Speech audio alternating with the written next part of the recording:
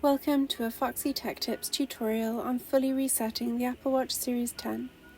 If you find this tutorial helpful, please consider subscribing to my channel and liking the video.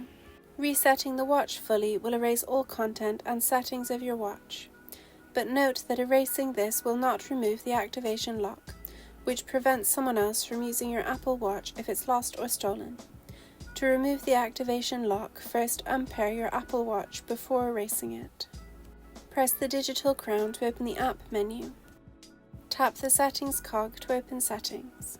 Scroll down settings and select general. Scroll down the general settings and tap reset.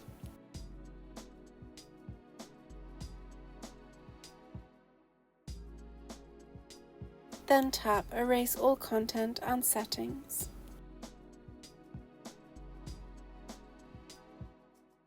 Scroll down and tap Erase All, and all of your media, data and settings will be erased. I'm not going to tap it as I don't want to erase my data. And that draws an end to this tutorial. Please like the video if you found it helpful and subscribe to Foxy Tech Tips for more Apple Watch tips and tricks.